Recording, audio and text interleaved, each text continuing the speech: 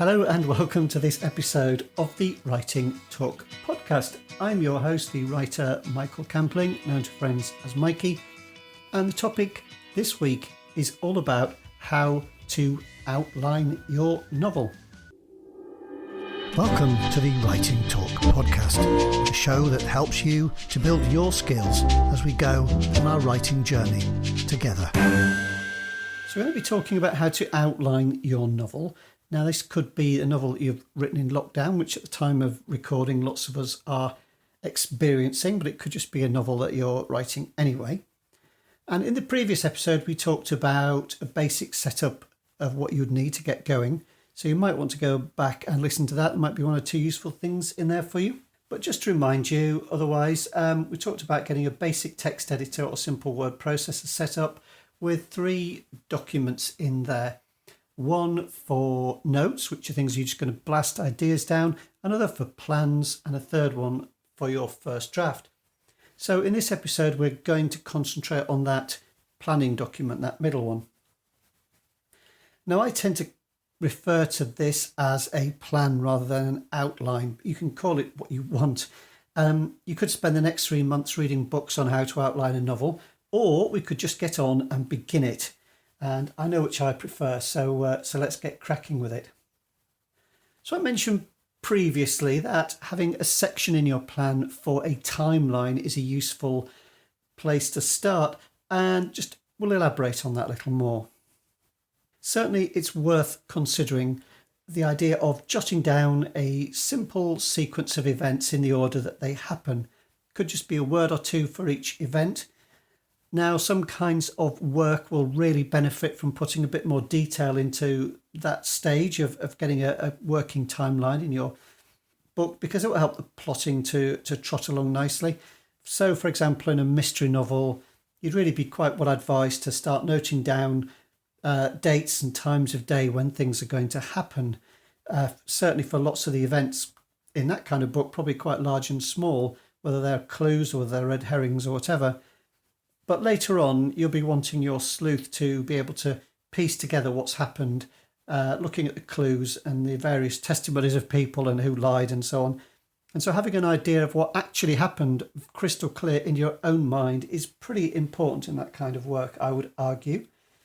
And the same would go for a sort of police detective kind of novel, crime novel.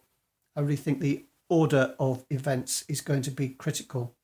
In all kinds of novels, it can be really useful to know who was where at each point, so which characters are at which locations, and they are worth noting down in your planning documents so that you can have everybody be at the right place at the right time.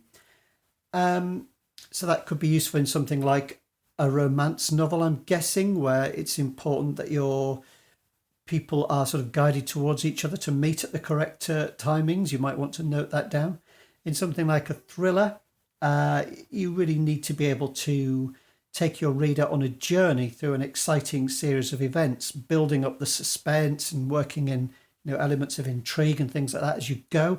So to get that effect pulled off correctly, I think it's a good idea to plan out in advance to some extent who is going to be where at each stage of the journey. Now, that's just quite a sort of mechanical type thing to deal with, simple list. It sounds basic, and it is.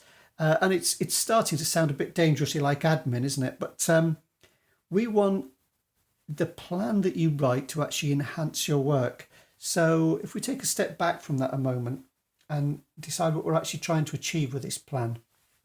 Now, to my mind, we're just trying to establish a workable system that will help and guide you as you construct your novel. Sometimes people argue that writing any kind of outline will stifle your creativity. And there are times when I've thought that myself. And sometimes I found planning out something, if I've gone about it in rather a heavy-handed way, I found it a bit of a tough battle and one that I've sometimes given up on. But I don't really buy into that argument about it stifling creativity. I don't think it's a particularly valid point, because that would tend to assume that having made a plan, you're totally wedded to it. And I just don't buy that.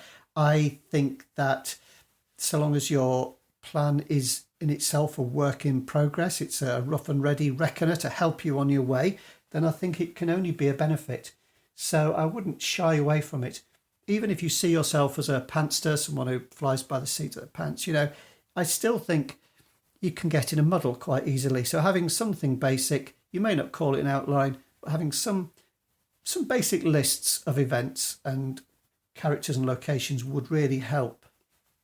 Now, if you've tried planning and you found it just got in the way, whatever outlining method you tried, then maybe you just need a slightly different approach. And I really think those approaches need to be personal. So I don't spend a lot of time like reading books on outlining. I do look at some craft books because I'm always keen to learn. I'm keen to see what other people do. But I never feel like I've got to slavishly follow somebody else's method because they're not me and I'm not them. And we all have our own way of working and our own environments that we live and work in. So I think you need to take a step back and think what is going to work for you, what is going to build on your strengths, and what is going to address your weaknesses. So if, for instance, you tend to get in a muddle and get people mixed up and get the times and dates mixed up, you forget what time of day it is, it totally makes sense to address that by just jotting those down so that you've got a quick sort of crib sheet you can refer to and say, oh yeah, that happened at lunchtime, so it's no good me having them go outside and say it's dark outside. I need to know who is what and where. Just for me, that would be a big help. So that's the kind of thing that I do. But on the other hand, there are people who like to have absolutely everything laid out before they begin, just as many cooks and home bakers are really keen to always follow a detailed recipe, whereas other people like to just, make it up as they go and throw everything into the pot. But I think even if you're quite a sort of recipe following keen cook, you will over time adapt those recipes and you'll scribble in your recipe book or make your own notes. You'll substitute one ingredient for another, or you'll add something extra to give you a bit of variety or a bit of zing. And I think you need the same kind of approach. There isn't one recipe that everybody must follow. You've got to make your own way of making plans. And so long as it works for you, if it helps and it's a kind of system that you can build on and use it for not just one book, for the next book and so on, then I think it's got to be worth investing a little bit of time into that, into just saying, okay, what will work for me? Part of that is having a broad overall aim for your plan. So as well as the sort of mechanical administrative side of just keeping track of things, you actually want it to enhance your work. So one of the things we're trying to avoid is long rambling narratives that don't really go anywhere, because as you're writing them, they will bore you to tears. You'll get fed up with them. And those are often the times when we sort of sit staring into space, or we throw down our keyboards and walk off in a huff because we're writing something that's not really interesting us. Our scene isn't enough to engage us. And we want to avoid you getting into that situation because there's only so many hours in the day. So, we want you to enjoy your work and to be coming to it fresh and thinking, great, this is really exciting what I'm doing. So what we really want, what will keep us going, is some kind of drive, I think. A sense of drive in your work will keep you going, and it will also engage your readers. It will keep you excited as you work and engaged in the process, and it will keep your readers engaged when they get the finished product. And, I make no apologies for talking about keeping both of you engaged, both your readers and you as a writer, because it does take quite a while to put a novel together. And you really need to keep that motivation going. You need to keep fresh and you need to keep keen. So many people give up. And if we stacked all the unfinished novels in the world on top of each other, how far would they reach? To the moon and back, or maybe even further? I don't know. There's an awful lot of them out there. So let's not go down that path. Let's keep ourselves excited about what we're doing and using our plans that we're devising in our own way to really help us. I think just keep that in mind. It's what is this for? Don't do it because somebody else says it. Don't do it because you've done it on a course or you've done it on a book or in a writing group.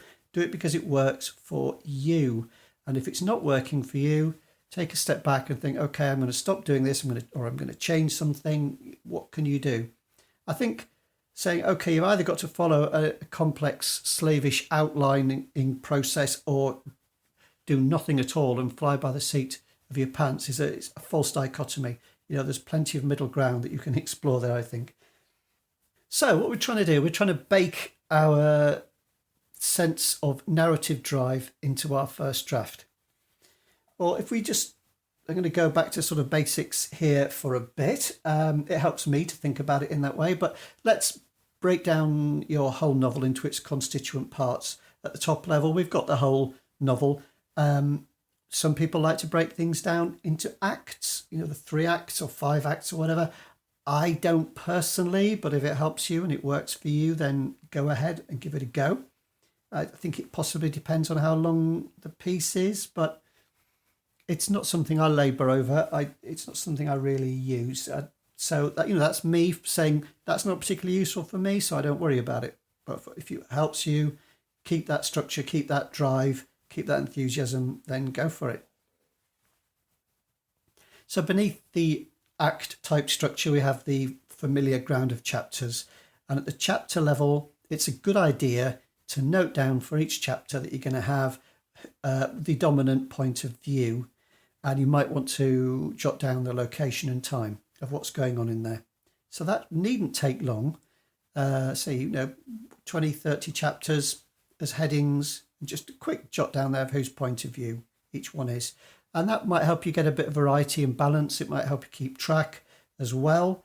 And give you, again, a crib sheet to look back and say, okay, this character, I know that they did such and such the first time they appeared. Where is that now in my document? How can I find it quickly?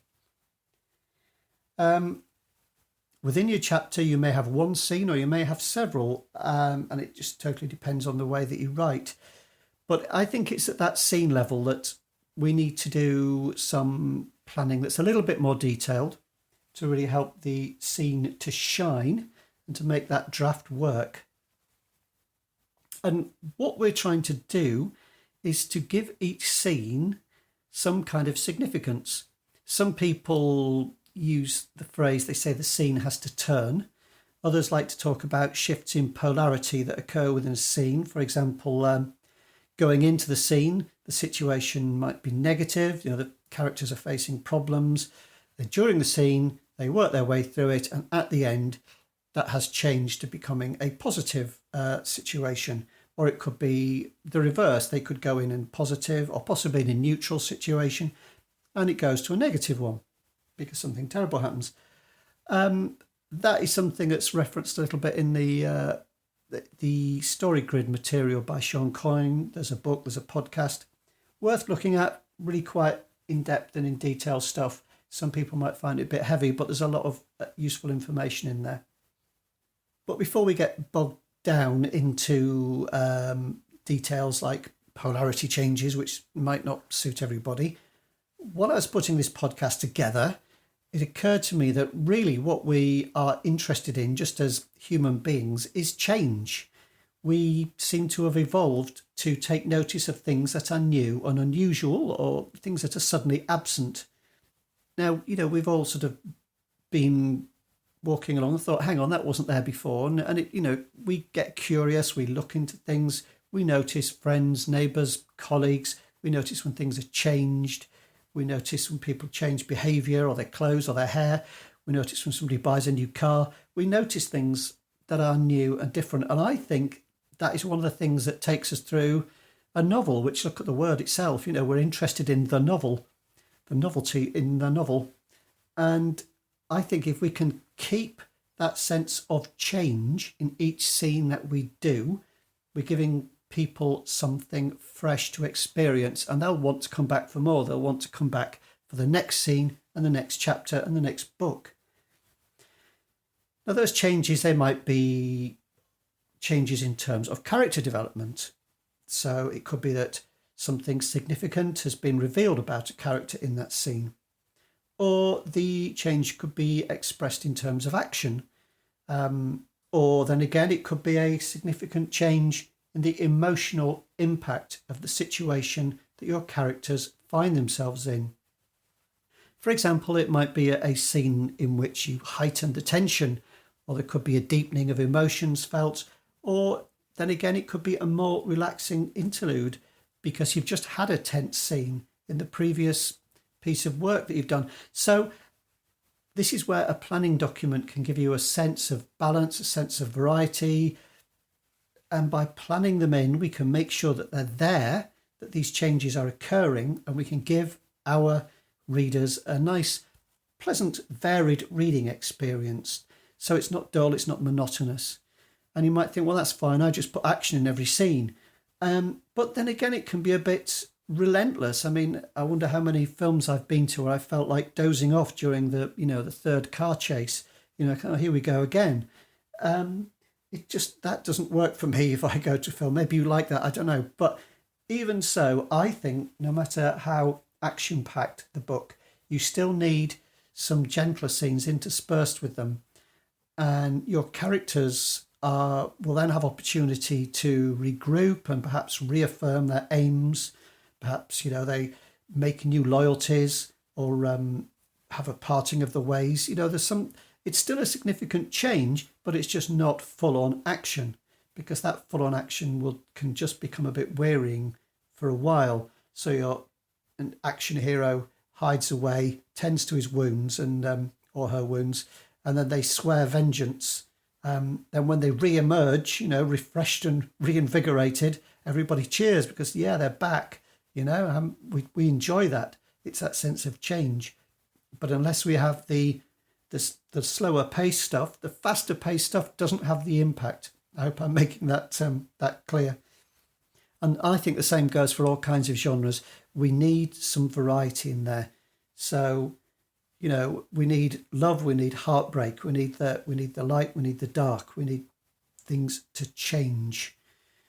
And I think that's why, you're reading, say, a police or a detective book, and we often seem to get a bit of a family life thrown in, a little family scene where the family is often dysfunctional for some reason in these things, because, of course, the detective is so driven and they're always at work. So they go home and their partner throws things at them and says, your dinner is in the dustbin or whatever. And I think that's the purpose that those scenes serve. Although they may be brief, they do have a sense of change and they help us to understand the characters. But whilst we may slow the pace, we don't want it to grind to a halt altogether. And so at the planning stage, if as we scribble down some notes for that plan, we're thinking, well, actually, this is a bit dull, it's a bit boring, then maybe we need to stick a line through that and move on to the next thing.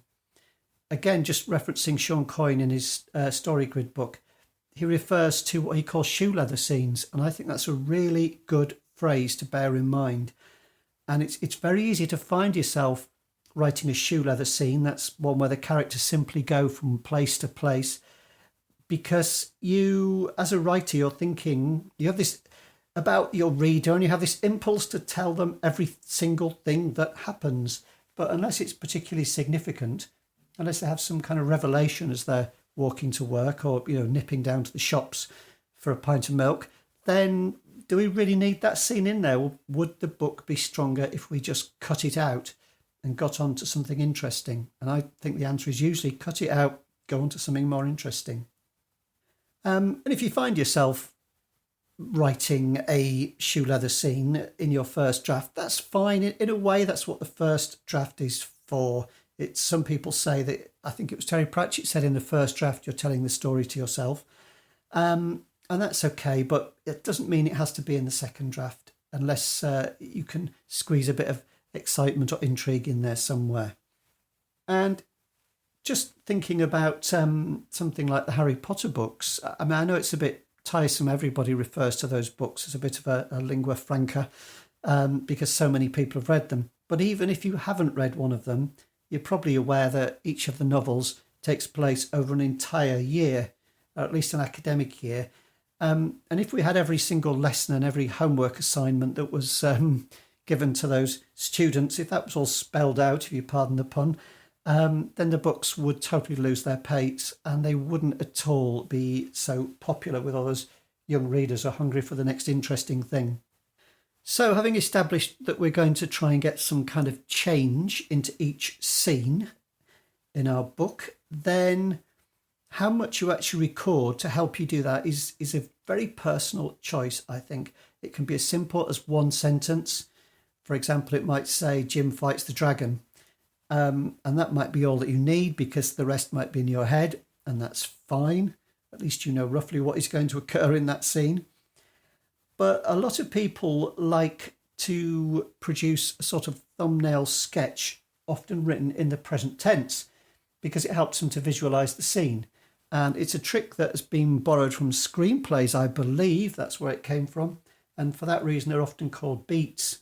And so I just made one up off the top of my head while I was just sort of preparing for this podcast. So working in the present tense somehow helps to see it. So here's one I just made up. It's lunchtime in the coffee shop. We see Brian sitting alone at a table. He's moody on account of his argument with Deb. Sally comes in and cheers him up. They get on well, and she invites him to dinner, and he accepts. And that was all I came up with. It took me literally about 5 seconds or something just to tap that into the keyboard off the top of my head.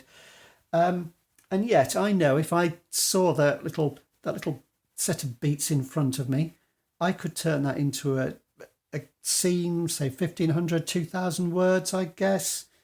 Because as I wrote it, I would have lots of dialogue, I'd have lots of thoughts of the characters, I'd have lots of little interactions between minor characters and the main characters. So, perhaps somebody comes over to serve our moody character and he's surly with them and then he regrets it or whatever, so that gives us a little window onto him.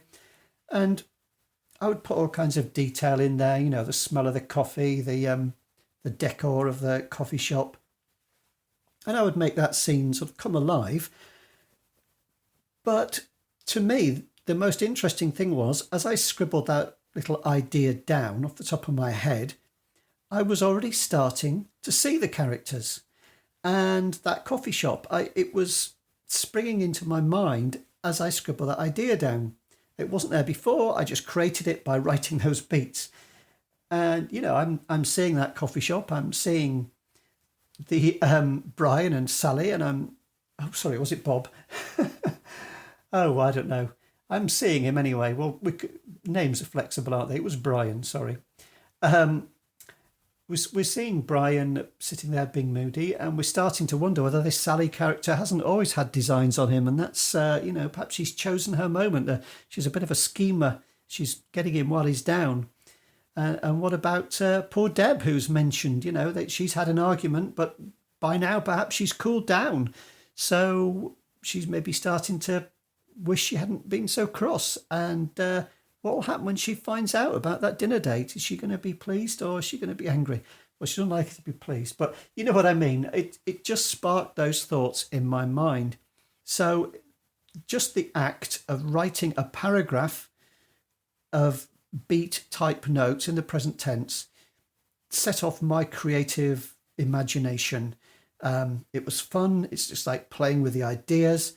And I think if you can make the planning that you do a kind of imaginative game, a fun exercise that you'll enjoy, then you'll end up coming up with all kinds of great ideas that wouldn't necessarily have happened if you hadn't gone through that step. It will make you more productive. It'll help you to eliminate ideas that, they seemed fine when you were in the shower that morning, but when you come and jot down a few lines, a paragraph to say what was going to happen, you think, well, actually, that's kind of dull. As really just, he's just driving to work. What's the point? Okay, he gets a phone call, but is that really enough? Somebody having a phone call, I could just squeeze that in somewhere else. So just trying to get a kind of sense of change in there. Change the dynamic in some way. And while you're doing it as well, I think you're getting a bit of an insight into the beating heart of your story. Those little bits of change that you'll start to think, do these tie in with the theme? You may have come up with a theme at the beginning, or you may be sort of still working on that as you begin your planning. And that's a good time for the theme to emerge, I think, during the planning stage. If you don't do some planning, then it might not happen till later. And we could argue about that all day. whether you want the theme. Sometimes there's more than one theme to a story. So we won't get too bogged down into themes at the moment. But the point is that the act of planning, if you can keep it fun and exciting and energetic and put lots of change into your characters, into your situations, then you'll be really seeing what makes your story tick. And you will get to know your story inside and out. So as you write it and as you change it, and you'll start to say, okay, well, what will make this work? This is something's going wrong. How can I fix that? If it's okay, how can I make it better? If it's not too bad, how can I make it great? These are the questions you'll be dealing with as you go through your planning. And I think that can only be good, and it can only enhance your work. So I think I've talked enough about planning for the moment, so we'll leave that there.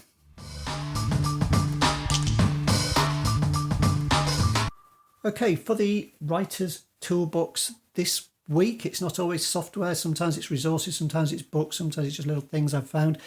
This one is about a book, and I am going to recommend a little book by Austin Kleon. I've mentioned some of his things before. They are all good, I think. A lot of people have heard of Steal Like an Artist. It was very popular. The little journal type workbook that comes with that is good. But I was going to mention one called Keep Going, which I think is incredibly apposite at the moment. It could almost have been written for these difficult times that we're living in for the moment. So, what a great sentiment. Keep going. It's a really nice little book. It's a sort of book where if you're having a little break from your writing and you're sitting down with a cup of coffee, you get that book and read. It's very easy to read, but the content is really very good. And I think it will inspire you and keep you going. So I recommend that. They are available as ebook, but they're actually really nicely made little paperbacks. They're in quite a little square format, and that makes them really nice little books to carry around with you and just have while you fish them out while you're having a cup of coffee or a cup of tea or something, and have a browse through. It's a really nice little book. Okay, well, I think that wraps it up for this episode. Please do consider subscribing and telling your writing friends about the podcast. And if I'm getting subscribers, if I'm getting comments on the website, Writing Talk Podcast, if people are joining our group, which is called the WTP Workshop, I think, something like that, there will be links on the site. The sort of go-to place for everything is writingtalkpodcast.com. And you can find links and everything there to the resources that we mention, to show notes, which were fairly comprehensive for these last couple of episodes, and any other useful links, like our Facebook group, which isn't used a lot at the moment, but I'm hoping people go in there and chat to each other and help each other out. So I will leave it there for the moment. Thank you very much for listening. Keep writing and keep smiling.